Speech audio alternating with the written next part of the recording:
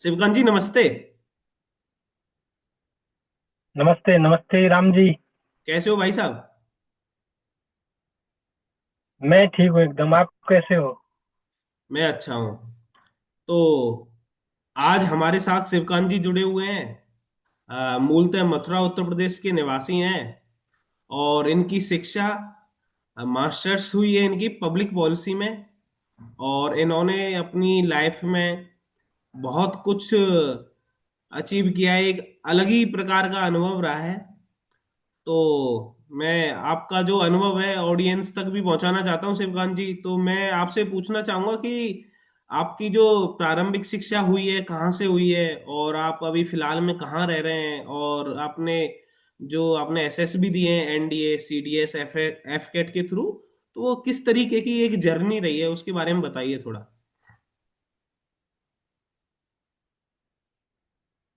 राम जी, बहुत बहुत धन्यवाद। आपने मुझे मौका दिया ये सब बताने के लिए।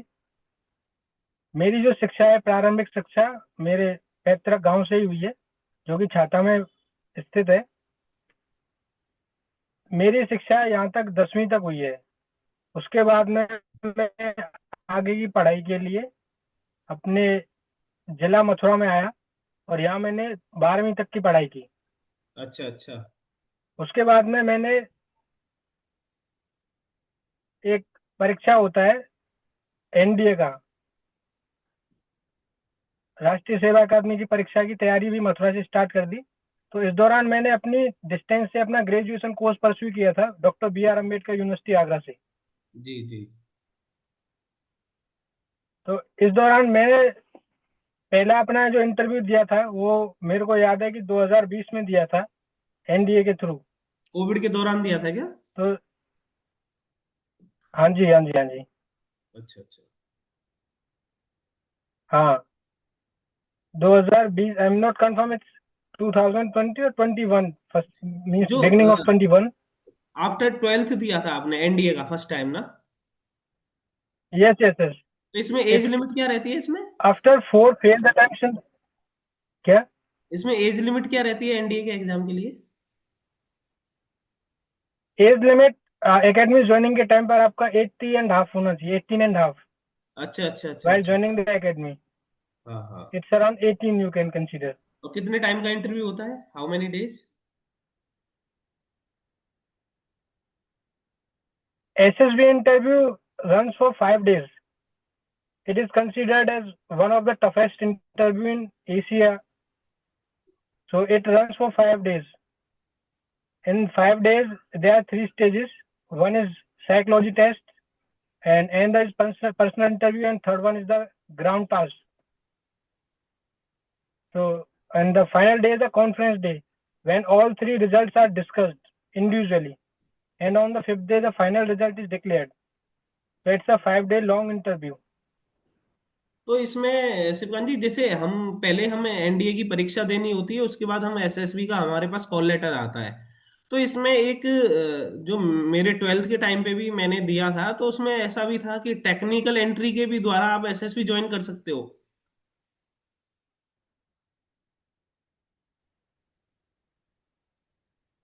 हाँ, बिल्कुल बिल्कुल।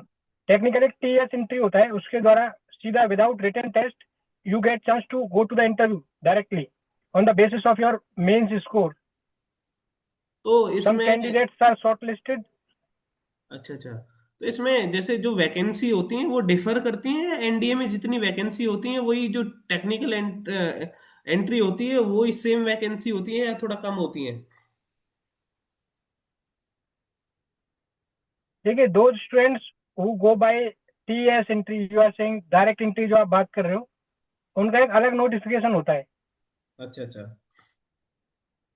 तो जो बाकी रिटन के थ्रू एंट्री होती है, these are first the written test is conducted by UPSC. अच्छा अच्छा। तो इसका अलग, हाँ, इसका अलग होता है। लेकिन जितना भी हमारी फौज के अंदर रिक्त पद होते हैं, उसके हिसाब से हमारा फौज अलग बार बार नोटिफिकेशन निकालता रहता है। तो शिवकांत जी मुझे ये बताइए, आपने जैसे एनडीए तो दिया ही है, तो आपने कितने टोटल एसएसबी दिए हैं अभी तक, सीडीएस एफ कैट और एनडीए के मिलाकर? It's my 11th SSB. I am going to appear in the month of, I think, March. 10 times I appeared. अच्छा, तो इसमें जो आपने 10 बार दिया है, इसमें आप कॉन्फ्रेंस आउट कितने बार Yes. हुए हैं?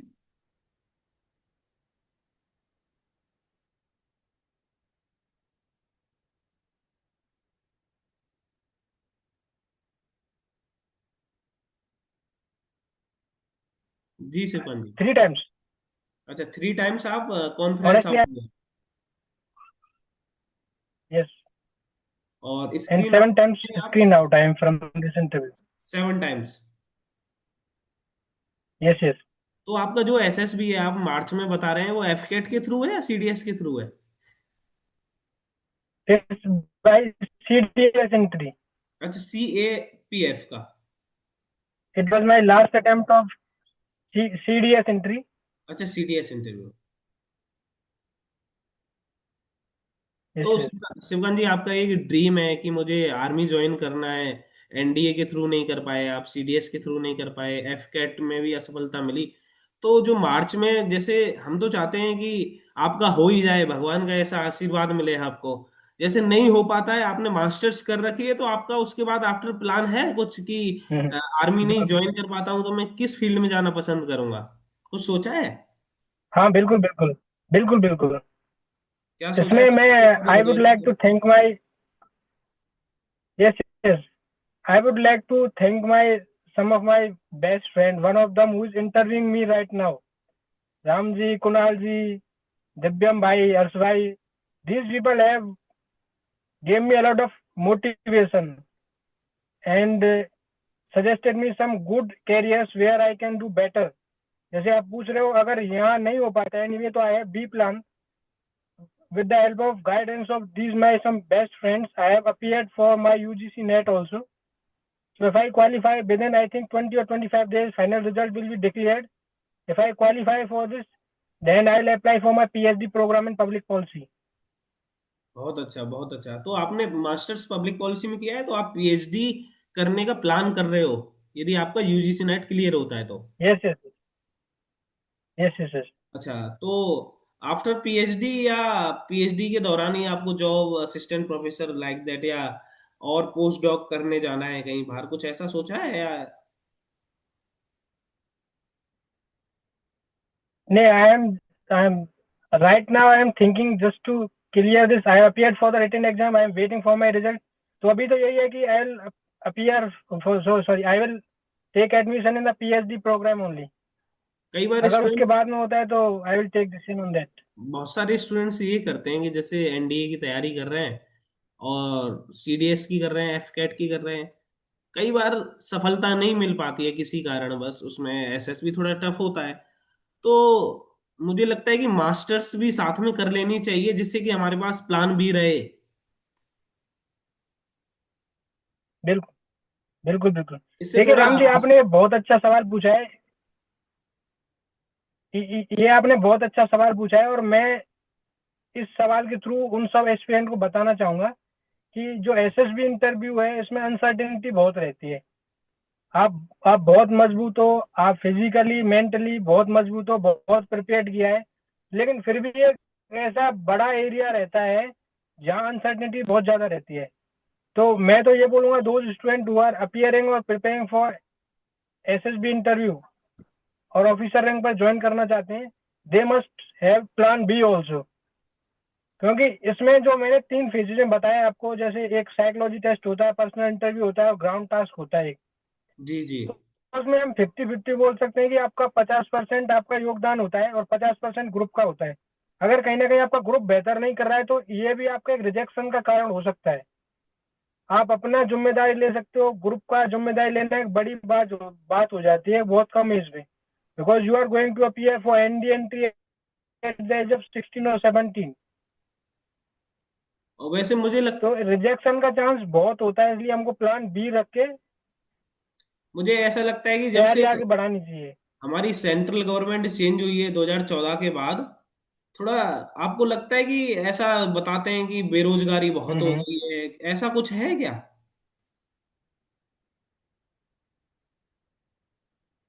देखिए, बेरोजगारी तो हमेशा से एक समस्या रही है देश के अंदर। अच्छा अच्छा। तो प्लान बी रख के हमको काम करना चाहिए उसके ऊपर।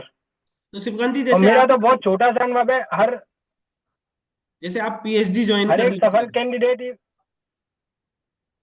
हम्म। पीएचडी ज्वाइन कर लेते हैं और आप एक अच्छी संस्था हम्म। में जाके एक प्राध्यापक के रूप में कार्यरत होते हैं, तो आप क्या चेंज लाने का प्रयास करोगे अपने गांव में, जिस क्षेत्र से आप निकले हो, जहाँ पे थोड़ा पढ़ाई का अभाव है? प्रयास करोगे कुछ सोचा है? बिल्कुल बिल्कुल। क्या सोचा है? मेरा प्रयास रहेगा, और मेरा हमेशा से समाज के लिए अलग इंक्लिनेशन रहा है। अच्छा। जैसे कई बार मेरे दोस्तों से मेरा बातचीत होता है।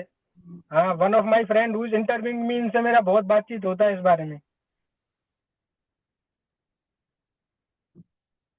जी जी, बताइए। कि अगर हम यहाँ तक पहुँचते हैं पीएचडी के दौरान ही, आफ्टर एडमिशन, कई बार मेरा डिस्कशन होता है कि कई ऐसे अच्छे टेस्ट कंडक्ट कराए जाएं अपने गांव, ग्राम स्तर पर, ब्लॉक स्तर पर, जिला स्तर पर, जिनसे जो हमारे मेधावी छात्र हैं वो बाहर निकल के आए, उनको पुरस्कृत किया जाए।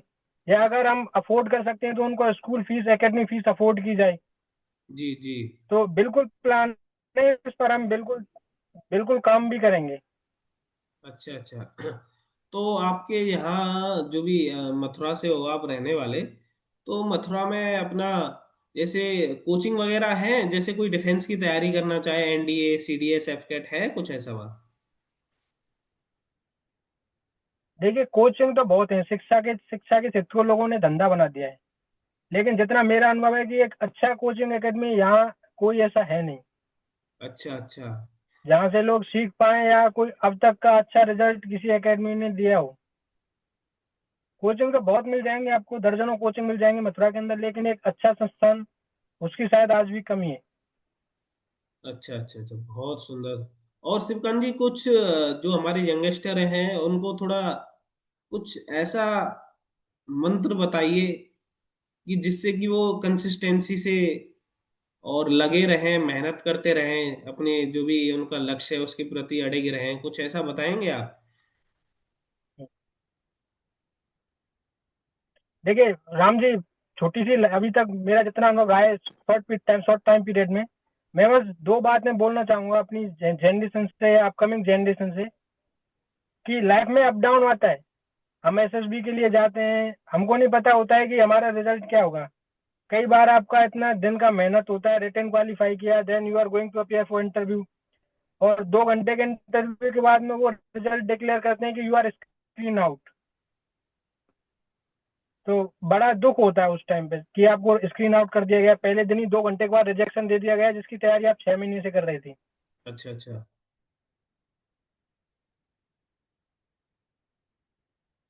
तो लाइफ में अप डाउन आते हैं, लेकिन अप डाउन से हमको घबराना नहीं है। वो ये नेचर नेचर में भी आप देखते हो कि रात के बाद सूरज निकलता है। तो वो कंसिस्टेंसी हमको रखनी है, कितना भी टफ टाइम हो हमको चलते रहना है। The second message I would like to convey to the upcoming generation and my present generation, कि ग्राउंडेड रहें, थोड़ा काइंड रहें, हम्बल रहें, अपनी समाज और संस्कृति से जुड़ के रहें। जो भी सोशल इश्यू है उनको उठाते रहें, मुद्दों को है।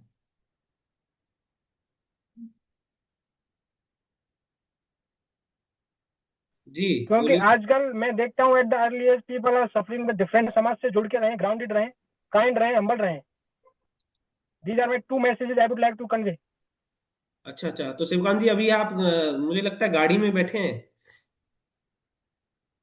हाँ जी राम जी, कॉल आया था भाई का कि ये पॉडकास्ट लेना है, तो मैंने कहा I am ready for that, बहुत टू गिव सुंदर। My podcast at once.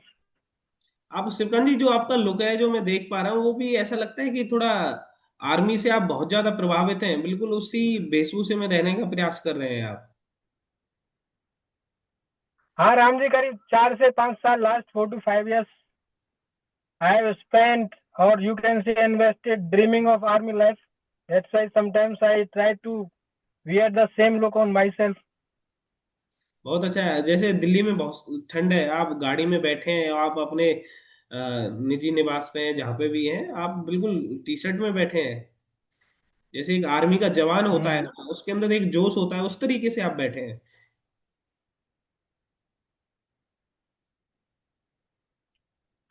This is what some, you can say, the motivation I have got from the armed forces. Then temperature maintain कर लिया है before the interview starting the Shivkant interview जी, आप ये बताइए, आप of my जैसे car. थोड़ा आप जैसे हमारी जो भी फौज है उसकी जो भी एक पॉलिसी होती है, आपको जानकारी भी होगी। जैसे अभी जस्ट हुआ है कि जो वहाँ की जो आर्मी है, यूएस की मिलिट्री वगैरह है, उन्होंने वेनेजुएला के राष्ट्रपति को कैप्चर कर लिया है। ये गलत है, क्या है ये, क्या है? हम्म। इसके बारे में थोड़ा बताइए मुझे। देखिए, फौज जो होती है एग्जीक्यूटिव ऑर्डर्स पर काम करती है जी जी। In democratic countries. तो जैसे you can say at large, मैं ज्यादा पॉलिटिकल उसमें नहीं जाना चाहूंगा। तो यूएस की फौज ने जो भी किया है वो एग्जीक्यूटिव ऑर्डर्स पर किया है। जी जी। या हमारे देश में फौज जो भी काम करती है, it take orders from the executive.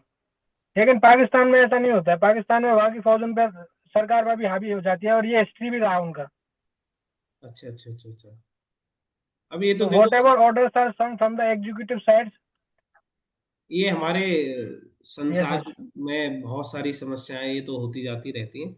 तो शिवकांत जी, आपसे बात करके बहुत अच्छा लगा, हम्म। और आपसे जल्दी भी मिलना होगा ऐसी भी आशा है। और आपके भविष्य के लिए बहुत बहुत शुभकामनाएं। आप ऐसे ही कार्य करते रहें और मेहनत करते रहें इस समाज को और अपने परिवार को एक आगे ले जाने के लिए एक नया कीर्तिमान स्थापित करें। मेरी ऐसी शुभकामनाएं हैं आपको। Thank you. I wish the same for you also, my dear friend. It's my okay जी। pleasure you interviewed me, and I hope a lot of people will get some insights from this interview. हमारी audience को यदि दूसरे part की And भी in your आवश्यकता होती coordination, है तो we हम will try to keep guiding some young aspirants also in future. हाँ, मैं ये भी आपसे रिक्वेस्ट करता हूँ कि हमारी Yeah, ऑडियंस Ramji. ऑडियंस यदि कहती है कि पार्ट टू में आप और थोड़ा ब्रीफ करके बताएं सीडीएस एफकेट से रिलेटेड, तो आपको हम फिर से आमंत्रित करेंगे अपने पॉडकास्ट चैनल पे, आप आइएगा। बिल्कुल बिल्कुल, thank you. I am waiting for your अपना परमिशन। कीमती समय निकालिएगा जरूर, ऐसी आशा है आपसे। Thank you. I am always ready to serve you. ठीक है जी, नमस्कार जी, thank you. Thank you very much.